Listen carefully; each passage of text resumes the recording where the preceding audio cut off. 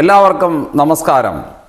ഗാന്ധാരി ദേവിയുടെ നാമം കൊണ്ട് അറിയപ്പെട്ടിരുന്ന ഗാന്ധാരദേശം പിന്നീട് അഫ്ഗാനായിട്ട് പരിവർത്തനം ചെയ്തു എന്ന് മാത്രമല്ല, അത് മതാധിഷ്ഠിത ഭൂപ്രദേശമായിട്ട് മാറി.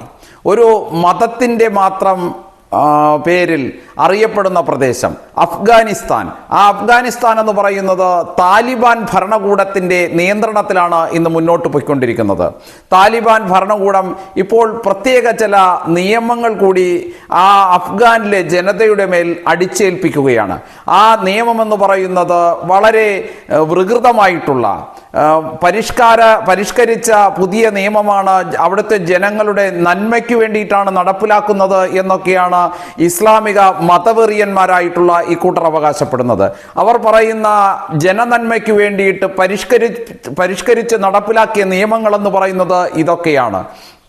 രക്തബന്ധത്തിലല്ലാത്ത സ്ത്രീ പുരുഷന്മാർ ഒരുമിച്ച് പൊതുസ്ഥലത്ത് കാണുകയോ സംസാരിക്കുകയോ ചെയ്യാൻ പാടില്ല. അതുപോലെ തന്നെ രക്തബന്ധത്തിലല്ലാത്ത സ്ത്രീ പുരുഷന്മാർ ഒരുമിച്ച് യാത്ര ചെയ്യാൻ പാടില്ല. സ്ത്രീകൾ പ്രത്യേകിച്ച് പൊതു സമൂഹത്തിൽ കടന്നു വരാൻ പാടില്ല, വായിക്കാൻ പാടില്ല, എഴുതാൻ പാടില്ല, പാട്ടുപാടാൻ പാടില്ല, കവിത ചൊല്ലാൻ പാടില്ല. ഇങ്ങനെ പോകുന്നു നിരവധി പരിഷ്കാരങ്ങളുടെ പെരുമഴ എന്ന് തന്നെ പറയാൻ സാധിക്കും. ഇസ്ലാമിക മതഭീകരവാദികൾ അവിടുത്തെ ജനതയെ പരിഷ്കരിക്കാനെന്നവണ്ണം നടപ്പിലാക്കിയ ഈ നിയമത്തിൻ്റെ വാർത്ത കേൾക്കുന്ന സമയത്ത് ബുദ്ധിയുള്ള അരിയാഹാരം കഴിക്കുന്ന സാമാന്യ മനുഷ്യൻ നെറ്റിയിൽ കൈവയ്ക്കുന്ന സ്ഥിതിയിലേക്ക് തരംതാണ് അധപ്പതിച്ചു പോകുന്ന വിശ്വാസത്തിൻ്റെ പടുകുഴിയിലേക്ക് വീണ ഒരു സമൂഹമായിട്ട് ആ പ്രദേശത്തെ ജനങ്ങൾ മാറിയ കാഴ്ചയാണ് നമുക്ക് കാണാൻ സാധിക്കുന്നത്. നാം ഓർക്കേണ്ടത് ഗാന്ധാരി ദേവിയുടെ ജന്മം കൊണ്ട് പവിത്രമായ പ്രദേശം, ഗാന്ധാരി ദേവിയുടെ നാമം കൊണ്ട് അറിയപ്പെട്ടിരുന്ന പ്രദേശം പിന്നീട് ഒരു മതത്തിന് അടിമപ്പെട്ടു പോകുമ്പോൾ അല്ലെങ്കിൽ ഒരു മതത്തിലേക്ക് പരിവർത്തനം ചെയ്യപ്പെടുമ്പോൾ ആ ജനത ആ പ്രദേശത്ത് ജീവിക്കേണ്ടി വരുന്ന ഗതികേടിലായ ജനത അനുഭവിക്കുന്ന കൊടും യാതനകളെ കുറിച്ച്, പീഡനങ്ങളെ കുറിച്ച് തന്നെയാണ് ഈ ചിത്രം വിളിച്ചു പറയുന്നത്. ഈ സമയത്ത് നമുക്ക് ഇതിനോടൊപ്പം കൂട്ടിച്ചേർത്ത് വായിക്കേണ്ട ഒരു സംഭവമുണ്ട്. ആ സംഭവത്തിലേക്കാണ് ഞാൻ ഈ കാര്യങ്ങളൊക്കെ പറഞ്ഞു വന്നത്. അതായത് നമുക്കറിയാം, നമ്മുടെ ഗുരുവായൂരിൽ നമ്മുടെ ശ്രീകൃഷ്ണ സ്വാമി ക്ഷേത്രം, ഗുരുവായൂരപ്പൻ്റെ ആ തിരുസന്നിധിയിൽ നമ്മുടെ രാജ്യത്തിൻ്റെ പ്രധാനമന്ത്രിക്കും നമ്മുടെ തൃശ്ശൂർ MP ആയിട്ടുള്ള സുരേഷ് ഗോപിക്കുമൊക്കെ ശ്രീകൃഷ്ണൻ്റെ കാർട്ടൂൺ പോലുള്ള ചിത്രം വരച്ചു സമ്മാനിച്ച ചിത്രം വരപ്പുകാരിയെക്കുറിച്ച് നാം നിരവധി വാർത്തകളിലൂടെ സോഷ്യൽ മീഡിയയിലൂടെ നിരവധി ചർച്ചകൾ നടത്തിയതാണ്, വിവരങ്ങളൊക്കെ നാം മനസ്സിലാക്കിയതാണ്. ഈ അടുത്ത സമയത്ത് ഒരു ഓൺലൈൻ ചാനലിൽ ഈ വരപ്പുകാരി ഒരു ഇന്റർവ്യൂ കൊടുത്തതാണ് ഞാൻ അഫ്ഗാനിലെ വിഷയം ഇതിനോട് കോട്ട് ചെയ്ത് സംസാരിക്കുവാനായിട്ട് കാരണമായത്. ഈ വരപ്പുകാരി അതിൽ പറഞ്ഞിരിക്കുന്നു, ആ ഒരു ഇന്റർവ്യൂവിൽ പറഞ്ഞിരിക്കുന്നത്, എന്നെ വീട്ടിൽ കുട്ടിക്കാലം മുതൽ വിളിച്ചിരുന്നത് കണ്ണ എന്നാണ്. ആ കണ്ണ എന്ന് ആ വരപ്പുകാരിയെ വീട്ടുകാർ വിളിച്ചു എങ്കിൽ അതിൽ തെറ്റൊന്നുമില്ല. കൊച്ചുകുട്ടികളെ അങ്ങനെ വിളിക്കുന്നതിൽ യാതൊരു തെറ്റും കാണാനില്ല. പക്ഷെ വരപ്പുകാരി പറയുന്നത്, ഇന്ന് ഞാൻ ഏറ്റവും കൂടുതൽ വെറുക്കുന്ന വാക്കെന്ന് പറയുന്നത്, ഞാൻ ഏറ്റവും കൂടുതൽ എൻ്റെ ജീവിതത്തിൽ വെറുക്കുന്ന പദം എന്ന് പറയുന്നത് ഈ കണ്ണൻ എന്നുള്ള പദമാണ്. ആ വരപ്പുകാരി പറയുന്നു, ഈ കണ്ണൻ എന്നുള്ള പദത്തെ ഞാൻ അത്രത്തോളം വെറുക്കുകയാണ്. എന്നെ നേരത്തെ എൻ്റെ അമ്മയുടെ വീട്ടുകാരായിട്ടുള്ള ആളുകൾ എതിർത്തിരുന്നു ഇത്തരത്തിലുള്ള ചിത്രവരയൊക്കെ നടത്തിയപ്പോൾ. അത് കഴിഞ്ഞ് എൻ്റെ മതത്തിലുള്ള ആളുകൾ എന്നെ എതിർത്തിരുന്നു അന്യമത ദൈവത്തിൻ്റെ ചിത്രം വരയ്ക്കുന്ന കാരണത്താൽ. ഇപ്പോൾ ഹിന്ദുക്കളും എന്നെ എതിർക്കുന്നു.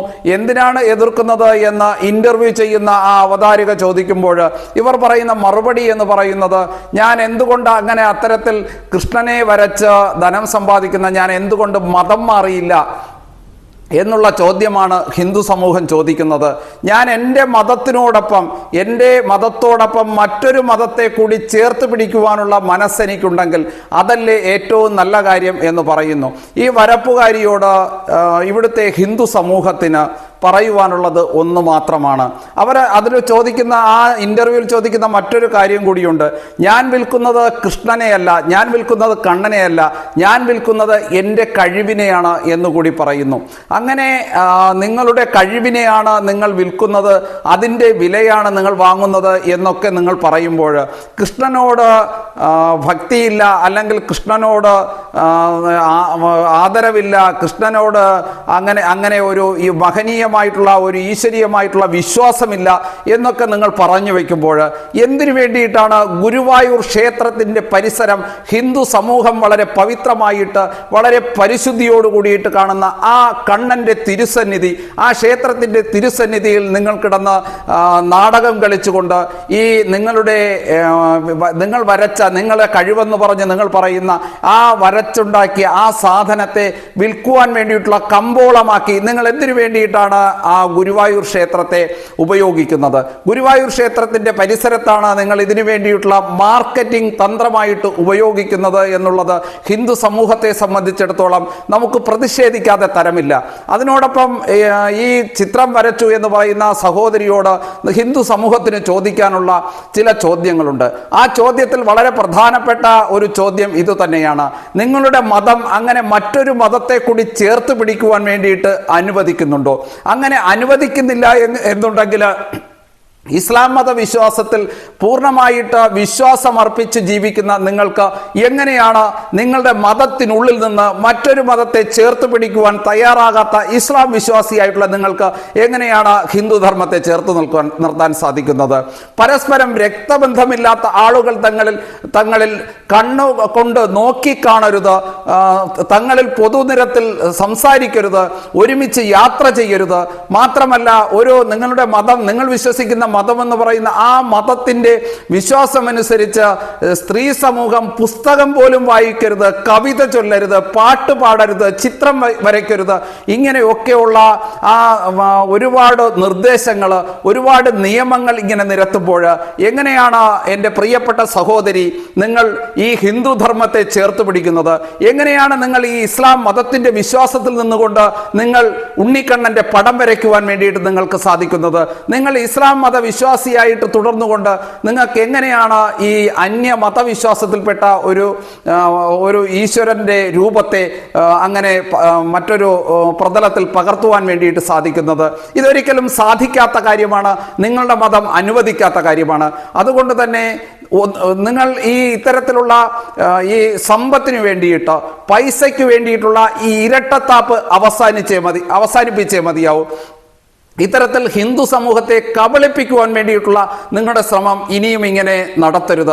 ഹിന്ദു സമൂഹം വിഡ്ഢികളാണ്, അല്ലെങ്കിൽ ഹിന്ദു സമൂഹത്തെ പറ്റിക്കാൻ എളുപ്പമാണ് എന്ന് നിങ്ങൾ തെറ്റിദ്ധരിക്കരുത്. ഗുരുവായൂർ ക്ഷേത്രം എന്ന് പറയുന്നത് നമ്മുടെ ഹിന്ദു സമാജത്തെ സംബന്ധിച്ചിടത്തോളം വളരെ പവിത്രമായിട്ടുള്ള തിരുസന്നിധി തന്നെയാണ്. ആ ക്ഷേത്രത്തിൻ്റെ പരിസരത്തേക്ക് നിങ്ങൾ മേലിൽ വരാൻ പാടില്ല എന്നുള്ളത് തന്നെയാണ് ഇവിടുത്തെ ഹൈന്ദവ സംഘടനകൾക്ക്, ഹൈന്ദവ പ്രസ്ഥാനങ്ങൾക്ക് നിങ്ങളോട് അടിവരയിട്ട് പറയുവാനുള്ളത്. നിങ്ങളുടെ മതവിശ്വാസത്തിന്റെ നിയമാവലി അനുസരിച്ച്, അല്ലെങ്കിൽ നിങ്ങളുടെ മതവിശ്വാസം നിഷ്കർഷിക്കുന്ന നിബന്ധനകളോ അനുസരിച്ച് നിങ്ങളുടെ ജീവിതം നിങ്ങൾ മുന്നോട്ട് കൊണ്ടുപോകുന്നതിൽ യാതൊരു എതിർപ്പും ഇവിടുത്തെ ഹിന്ദു സമാജത്തിനില്ല. പക്ഷേ ഹിന്ദു സമാജത്തെ അവഹേളിക്കുന്ന തരത്തിൽ, നമ്മുടെ ക്ഷേത്രങ്ങളെ, പവിത്രമായിട്ടുള്ള ക്ഷേത്ര സന്നിധിയെ അപമാനിക്കുന്ന തരത്തിൽ നിങ്ങളുടെ സാന്നിധ്യം ആ ക്ഷേത്ര പരിസരത്തും ആ ക്ഷേത്ര സന്നിധിയിലും ഉണ്ടാകുന്നത് വളരെ ഖേദകരമാണ് ായിട്ടുള്ള പ്രവർത്തനമാണ്. നിങ്ങളുടെ മതവിശ്വാസത്തെ നിങ്ങൾ മുറുകെ പിടിക്കുന്നു എങ്കിൽ നിങ്ങൾ അന്യ മതവിഭാഗത്തെ അപമാനിക്കുവാൻ വേണ്ടിയിട്ട് ശ്രമിക്കുന്നത് വളരെ ദുഃഖകരമാണ് എന്ന് പറയാതിരിക്കാൻ നിവർത്തിയില്ല. നന്ദി, നമസ്തേ.